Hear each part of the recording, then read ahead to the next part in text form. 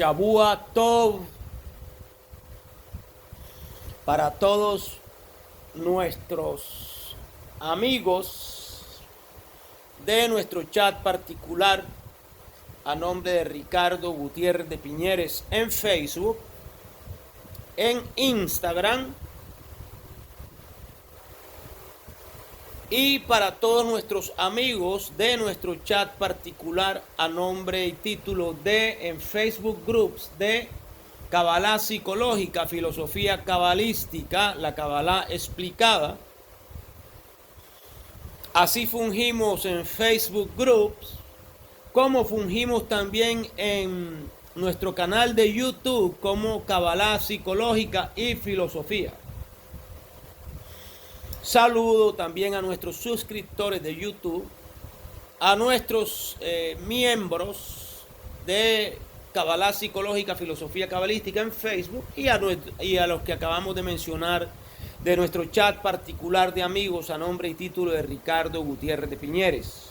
De la misma manera, a nuestros seguidores en Twitter y en nuestro canal de Instagram. Pretendemos que estos 4 medios tecnológicos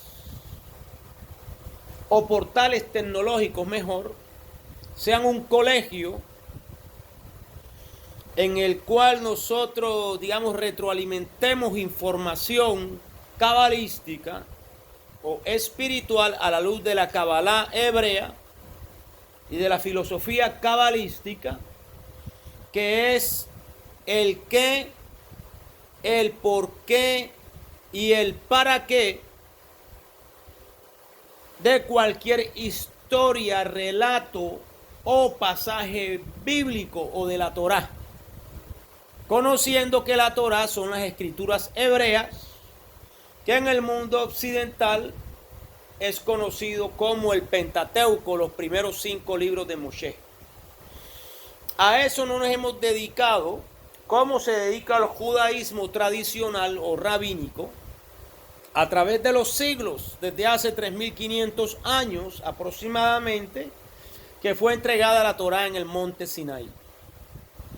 Amigos nuestros, estamos reunidos hoy para lo mejor con todos nuestros internautas y extendemos este saludo también a los diferentes grupos donde publicamos estas lecciones ya por espacio casi de 2 años.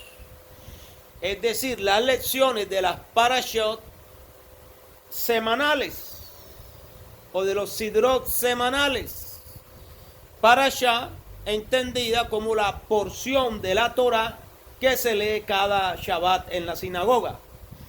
En singular parashá y en plural parashot, de la misma manera para el mundo askenazi, sidrot en plural y sidra en singular. Pero fundamentalmente refiriéndonos a lo mismo, a la porción de la escritura que es costumbre o que es acostumbrado en el judaísmo en el calendario anual. Es decir, dentro del calendario hebreo, además de los hayim, de las festividades, etcétera, cada Shabbat en la sinagoga se estila o se acostumbra leer una porción de la Torá para un ciclo anual que finaliza el ciclo anual de la lectura de la Torá, en el cual se hace un recorrido y recorderis desde el libro de Bereshit, primer libro de la Torá o del Pentateuco, hasta el libro de Devarim, Deuteronomio, último libro de la Torá o del Pentateuco. Ejercicio común y singular en todas las sinagogas y grupos hebreos del mundo. Estamos en este día, como ya desde el Shabbat anterior, retomamos el ejercicio del estudio semanal. Estamos en el calendario, en uno de los famosos Shabbatón o Shabbatot, o Shabbat Gadol o sábados grandes, que son 12 en el año. Es decir, en el año, además del Shabbat tradicional, hay unos Shabbat que son Shabbat Hagadol. Por alguna razón X, por decir algo, en Pesaj, en el Passover o en la Pascua, a veces hay Shabbatot. Es decir, se unen prácticamente dos festividades. Cuando caen en Shabbat, si la iniciación de un Pesaj cae en un Shabbat, el Shabbat más la Hagin, la festividad, pues es un Shabbat Gadol, un Shabbat grande. Esta semana tenemos uno de los famosos Shabbatot, que es Shabbat Shirah, o el sábado de la canción o de la poesía. Porque como estamos leyendo el libro de Shemot, y anoten por favor los estudiosos, la parashá que hemos finalizado, que hemos leído el día de hoy, es Beshalach. No confunda, una cosa es Shabbat Shirah y otra cosa es la parashá Beshalach. Shabbat Shirah se conoce como el sábado del cántico, el cántico del Mar Rojo. Al atravesar el Mar Rojo, el pueblo de Israel, una vez que Faraón sucumbió en las aguas de este mar y que hubo tal liberación, el pueblo en Shemot 15 hizo el famoso cántico del Mar Rojo. Por eso se conoce Shabbat Shirah, porque la parashá Beshalach, y él envió, y el faraón, cuando el faraón envió, incluye el paso del Mar Rojo. Y una vez atravesado el Mar Rojo, pues vino el cántico famoso. Luego en Shabbat Shirah se lee parashá Beshalach, que incluye el Shirah Hayansuf, el cántico sobre el Mar Rojo, o la poesía del paso del Mar Rojo. Y tiene esta parashá unas enseñanzas muy notables. Muy notables. Y como hicimos el Shabbat inmediatamente anterior, nos vamos a referir a 4 versos que quizás serán esos 4 versos. Como son 4 capítulos, un verso de cada capítulo, para hacer énfasis en situaciones que son notables para nuestro devenir espiritual. Y tenemos una parashá 2020 y 2021 del año inmediatamente anterior y tras anterior. Pero, como hemos dicho acá, los feelings cada año son diferentes. Es decir, la patología espiritual del mundo cada año es diferente. Por eso, la Rúa nos lleva a aristas diferentes en cada estudio. Nosotros nos podríamos conformar con la parashá del 2021, pero la patología del mundo este año es diferente a la anterior en algunas aristas. Entonces la Rúa nos lleva a que nos enfoquemos cada año en un punto diferente. Por eso la parashá de este año no puede ser igual a la del año inmediatamente anterior. Entonces cojo la Torah, amigos nuestros, y vamos a lo que nos ocupa. Capítulo 13-17, la columna de nube y de fuego. Y en esta parte me quiero referir, como estamos en estudios de tipo cabalísticos, empieza con la columna de nube y de fuego. Y Beshalach dice, y luego que Faraón dejó ir, eso significa Beshalach, dejó ir al pueblo, Dios no lo llevó por el camino de la tierra de los filisteos, para que el pueblo recién salido de Misrayim de Egipto, no conociera la guerra, y estando cerca a Misrayim, huyeran y se refugiaran en Misrayim nuevamente y quedaran nuevamente esclavizados. Por eso lo llevó por el camino del desierto del Mar Rojo, o sea, lejos, bordeando, alejándose de los filisteos.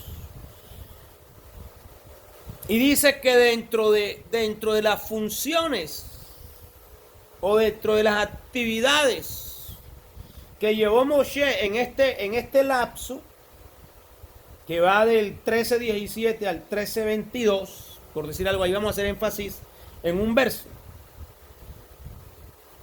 Estoy haciendo una introducción. Dice, tomó el 13:19. Tomó también consigo Moshe los huesos de Yosef, o sea, de José Hasadit, de José el justo, el cual había juramentado a los hijos de Israel diciendo, Dios ciertamente os visitará y haréis subir mis huesos de aquí con vosotros. Es decir, los huesos de Jacob o de Israel y de su hijo Yosef era un mandamiento que tenían que sacarlos de Misrayim.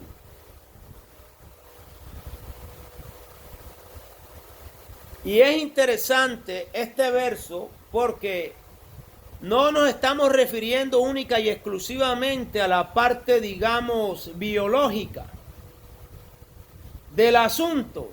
Es decir, llevar nada más mis huesos. Ese podría ser, digamos, el enfoque literal en pardes. Pesa. El significado pesa, el significado literal. Hay que llevar los huesos porque los huesos se prometieron que no se iban a dejar en Misrayim, en Egipto. Y hubo una promesa de por medio. En el nivel homilético o en el nivel, digamos,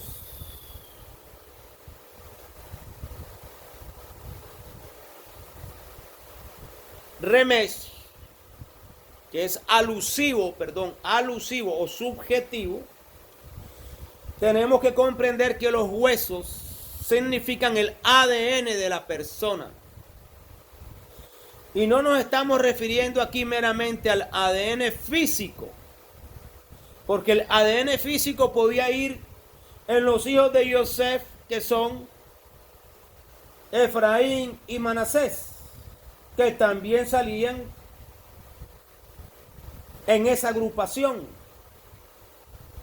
que salía de Misrayim, 600,000 almas, sin contar las mujeres y los niños y gente de otros pueblos que se unieron al pueblo de Israel. Ahí van las tribus de Efraín y Manasés. O sea, si vamos a hablar de que estamos hablando del ADN genético, pues ahí van en Efraín y Manasés. Pero cuando la Torá nos está diciendo, tomó también consigo Moshe los huesos de Yosef, se está refiriendo al ADN espiritual. Porque no nos digamos mentiras. Este era un pueblo cuyo padre Abraham había salido de Ur de Babilonia con cierto conocimiento espiritual. Y pasó de Ur de Babilonia a la tierra de Aram.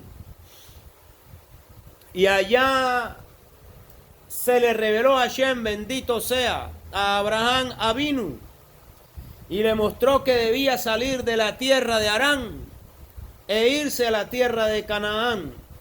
Es decir, empezar un peregrinaje espiritual hacia el sur. Hacia el sur. Occidente.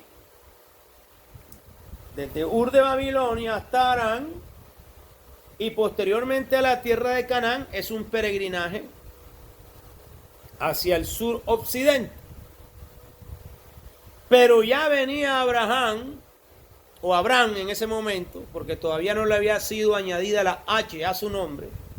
La H, una de las letras del nombre hebreo, la Hei, del nombre de Hashem, bendito sea. Se le había revelado a Abraham, pero no con el nombre de las 4 letras.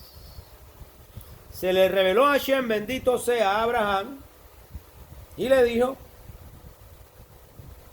que se dirigiera al suroccidente, a la tierra de Canaán, e iniciara ese peregrinaje espiritual.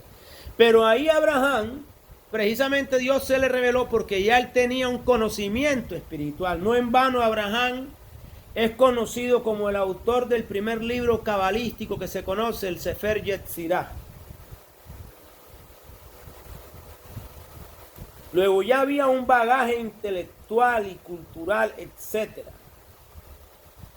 Y Abraham se lo transmite a su hijo Isaac. A Jacob pasan el hijo de Jacob, Yosef, a la tierra de Misraín después del proceso de su venta como esclavo. Pero ya él llevaba una genética espiritual, un conocimiento espiritual que había sido manejado por sus padres Abraham, Isaac y Jacob. Y lo que está instruyendo Yosef Hasadí del justo y Jacob a Moshe Rabbeinu, que sería después el transmisor de la tradición, era que ese conocimiento espiritual no lo dejaran en la tierra de Misraín de Egipto. Los huesos de Yosef, físicos, pero en sentido espiritual, el conocimiento espiritual. ¿Por qué motivo, amigos nuestros? ¿Y por qué los egipcios no solucionaron ellos mismos sus problemas? Si tenían una cantidad de asesores, magos, hechiceros y adivinos en sus comarcas. Y hubo de llegar un hebreo para ser gerente de aquella abundancia y de la posterior sequía.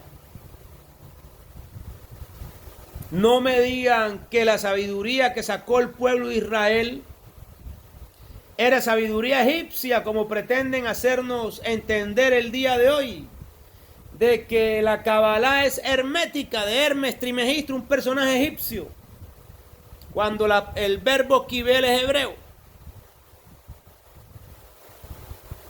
Entonces se nos muestra que había un entendimiento, un conocimiento espiritual, una tradición espiritual en Jacob y en Yosef, Hasadik, el justo. Y que piden que esos huesos o ese ADN, tanto físico como espiritual, no quedara sepultado en la tierra de Misraín, sino que la sabiduría espiritual había de colegirse en la nueva tierra prometida y llevarla allá, alejándose precisamente, si por el camino de Egipto no volverás, de todo lo egipcio. Los egipcios no pudieron resolver sus propios problemas. Tuvo que llegar un hebreo con ese conocimiento espiritual para interpretar los sueños de Faraón, rey de Egipto, pero primero había interpretado los sueños del copero y el panadero. Luego la Parashá Beshalach, que es muy interesante porque tiene unos estudios, por eso se llama el libro de Shemot, nombres.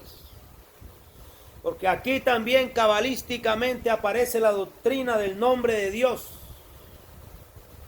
De las 4 letras, como decíamos la Parashá anterior. Kabbalah se divide en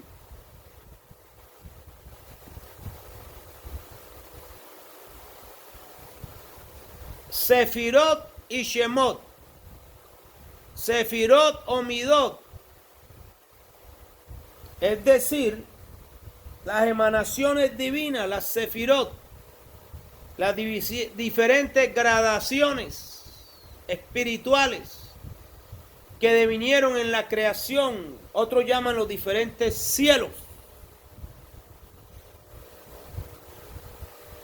Y los Shemot, los nombres divinos, llave de cada estancia espiritual o de cada sefirot. Luego el libro de Bereshit nos habla fuertemente de los midot o de las sefirot, o sea el Maaseh Bereshit. El relato de la creación nos muestra las gradaciones divinas. Y el libro de Shemot, la doctrina de los nombres. Shemot, como dijimos la vez pasada, lo han traducido como Éxodo, pero Shemot significa nombre en hebreo. Luego aquí lo que hay en el libro de Shemot es una, digamos, suerte de nombres que son atributos divinos. Y como Hashem cada vez que hace un acto e interactúa con la humanidad, aparece con uno de estos atributos que da origen a un nombre. Y el libro, la Parashá Beshalach, los que están inmersos en Kabbalah, saben de la doctrina de los 72 nombres de Dios. Entonces hay nombres de Dios de 2 letras, hay nombre de Dios de 4 letras, está la doctrina del nombre de Dios de 12 letras, la doctrina del nombre de Dios de 22 letras, la doctrina del nombre de Dios de 42 letras y la doctrina del nombre de Dios de 72 letras. Esos son los Shemot. Entonces, en Kabbalah hay Sefirot y Shemot. Los Sefirot nos habla de los diferentes niveles internos que tenemos nosotros como microprosopo, a imagen de un macroprosopo universal, el Adán Kadmon, el hombre que Hashem geometrizó antes de que brotara la creación. Luego la creación brotó por una imagen arquetípica o arquitectónica, por decirlo de una manera pedagógica, fácil de comprender. Él hizo un plano mental que después llegó a la existencia. Luego él hizo el hombre a imagen y semejanza de aquel Adán Kadmon en el cual él geometrizó antes de crearlo. Y ahí vemos ya 2 niveles de creación, 2 mundos espirituales, el plano mental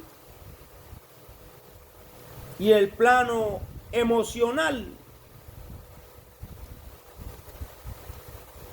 para después manifestarse todo en el plano físico. Lo primero él pensó, luego él sintió, después habló y después hizo. Ahí están los 4 mundos espirituales de la Cábala. El mundo de Atzilut, el mundo de Beriah, el mundo de Yetzirah y el mundo de Asiah. Esos planos los tenemos nosotros internamente también.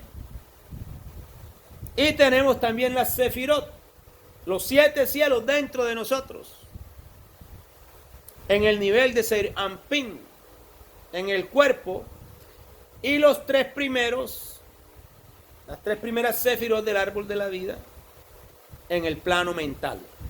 Keter, Jochma y Binah. Y los 7 atributos del cuerpo, Esed, Geburat, Tiferet, Nesat, Hod, Yesod y Malhut. Y así fue hecho el Adán Kadmon. Aquí se nos está diciendo, tomó también consigo Moshe los huesos de José. O sea, el arquetipo universal Adán Kadmon, para llevarlo a la tierra de Canaán de vuelta, una vez saliendo de Misraín de Egipto. Y toda la sabiduría para conectar todos esos niveles. El hombre a nivel microprosopo, a imagen del macroprosopo universal o Adán Kadmon. Aquí se nos está hablando del Adán Kadmon, Yosef Hasadik. Tomó también consigo Moshe los huesos de Yosef, el cual había juramentado a los hijos de Israel diciendo, Dios ciertamente os visitará. Y como era profeta, sabía, una vez murió, que en el futuro el pueblo de Israel iba a salir de Misraín, de Egipto. Diciendo, Dios ciertamente os visitará y haréis subir mis huesos de aquí con vosotros, es decir, la sabiduría espiritual que viene de la tierra de Ur de Casdim, a Arán, a Canaán, a Misraim, pero que no se puede quedar ahí, hay que sacarla, porque ahí está adulterada con sabiduría de las naciones, sabiduría de hombres, mientras que la sabiduría cabalística es dada por revelación al pueblo de Israel a través de nuestros patriarcas. Y partieron de Sucot y acamparon en Etán, a la entrada del desierto. Ahí finaliza la primera parte a la cual me quería referir, o la primera aliá, es decir, la primera subida a la Bimá para la lectura de la Torá.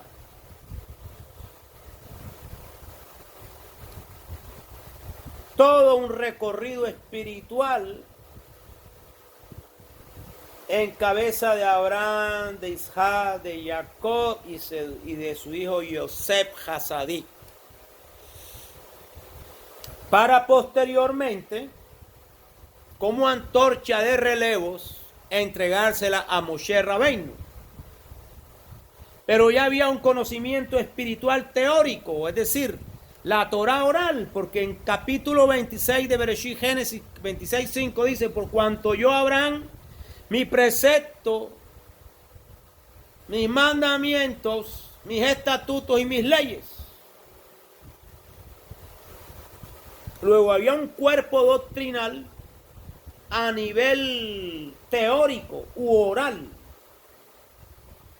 costumbres aprendidas y comprendidas y compartidas por un conglomerado social a través de el romance o la sabiduría oral que se transmite de boca en boca. Porque entonces, ¿cómo pudo Abraham ofrecer diezmos a Melquisedec si no había Torá escrita en ese momento? Luego había una tradición oral, hacían incluso sacrificios, tenía que haber una sabiduría oral tradicional. Cuando se aparecen los ángeles en Sodoma y Gomorra, Abraham les ofrece lácteos y cárnicos, y dice la Torá, primero lácteos y después cárnicos. Esa es una de las leyes de kasher, que primero se comen los lácteos y después los cárnicos. No dice que primero les ofreció cárnico y después lácteos, lea y verá. Luego había una sabiduría espiritual. Y Hashem, en un acto de misericordia, saca al pueblo de Israel de Misraim y le revela a Moshe el nombre de las 4 letras. Es decir, en Bereshit estamos hablando del plano astral,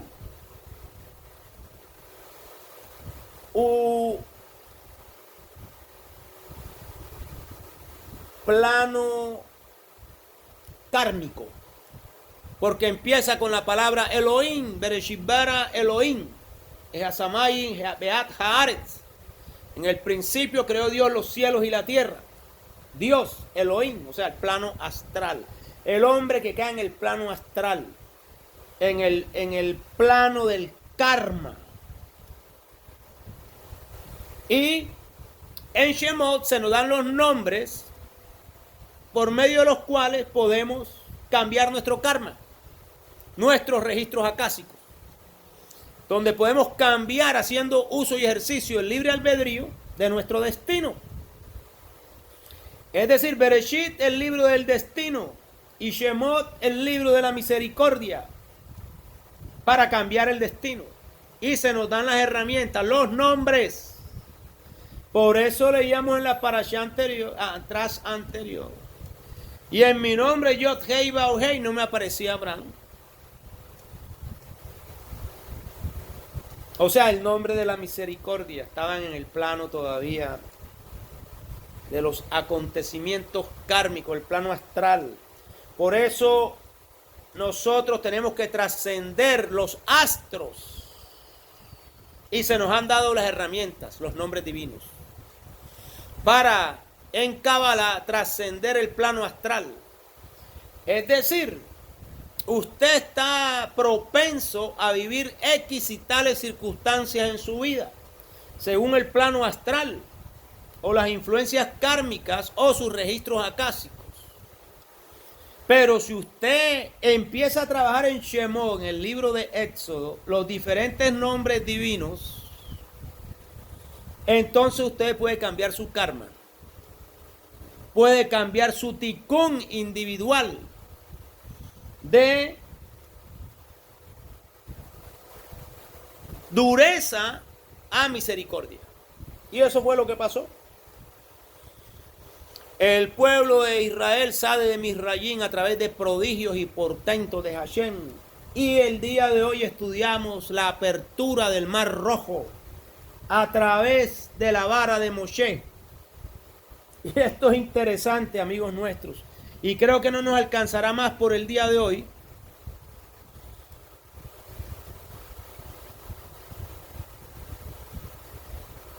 Adonai iba delante del pueblo de Israel en columna de nube y de fuego, y los egipcios detrás.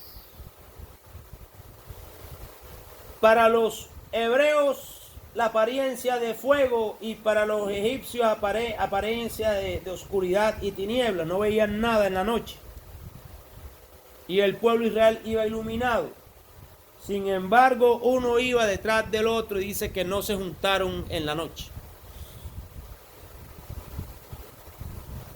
Y hay una lección importante ya en el capítulo 14.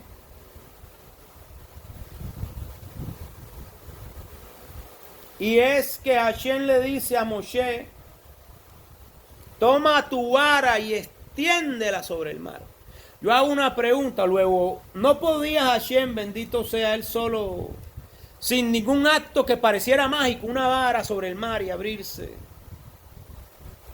¿No podía Hashem de pronto abrir el Mar Rojo sin ese experimento de Moshe de la vara?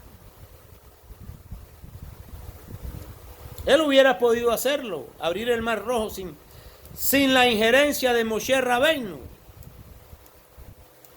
Esto lo que nos está mostrando es que cada plano espiritual tiene sus leyes fijas.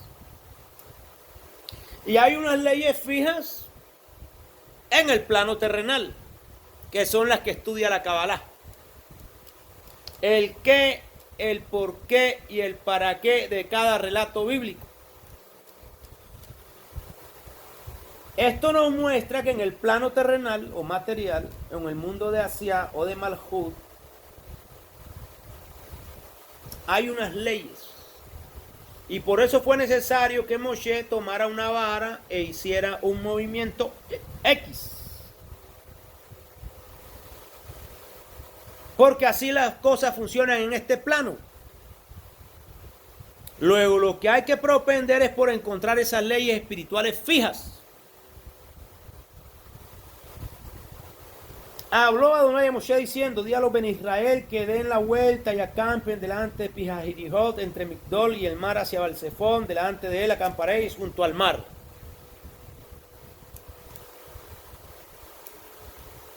Y yo endureceré el corazón de Faraón para que lo siga, y seré glorificado en Faraón y en todo su ejército, y sabrán los egipcios que yo soy Adonai.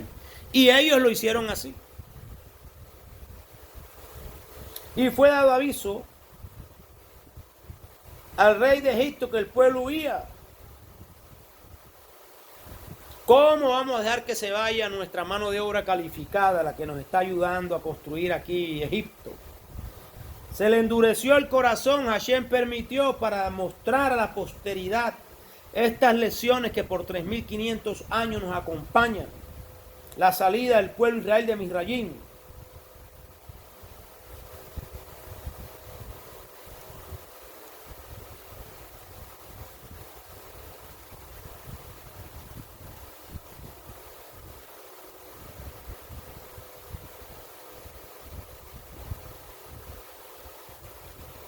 Y le dice, cuando se encuentran los israelitas frente al mar y detrás los egipcios, Moshe ora y le dice a Hashem: ¿qué haces a mí clamando? Dile al pueblo de Israel que marche. Amigos nuestros, si queremos la misericordia de Hashem, tenemos que marchar en nuestro crecimiento espiritual. No es solamente tirarnos de rodillas a pedir y a clamar a Hashem por salvación. Tenemos que meternos al mar. Dice que le dijo a Hashem: dile al pueblo de Israel que marche. Y cuando el pueblo, dice que la tradición o el midrash, que solamente cuando el agua le llegó al cuello, el mar se abrió. Y el primero fue Aminadab, príncipe de la tribu de Yehudá, el que se metió. Eso dice el midrash.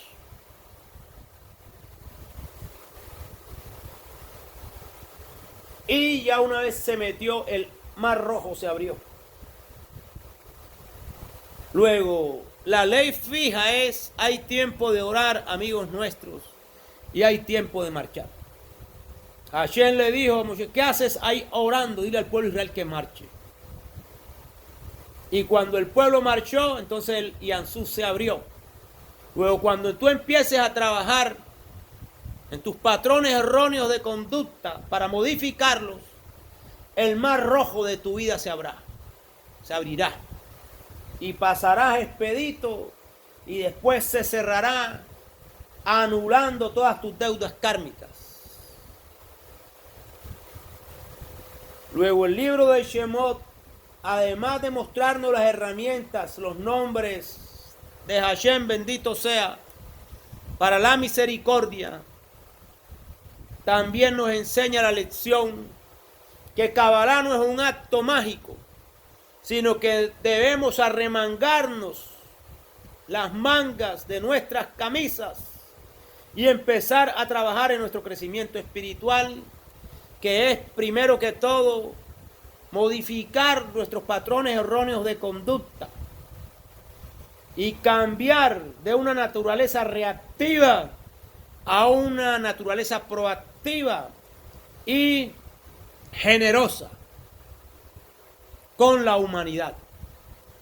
Transformar los corazones de piedra en corazones de carne y hueso, que se enternezcan, que sean compasivos, que sean misericordiosos, que sean amorosos. Ay, Moshe, esa es la vara que nos muestra Moshe sobre el mar para que se abra. Hay unas leyes fijas. Hashem puede hacer el milagro solo sin ti. Pero Hashem quiere que tú te inmiscuyas en el asunto, que tú trabajes en tu refinamiento espiritual.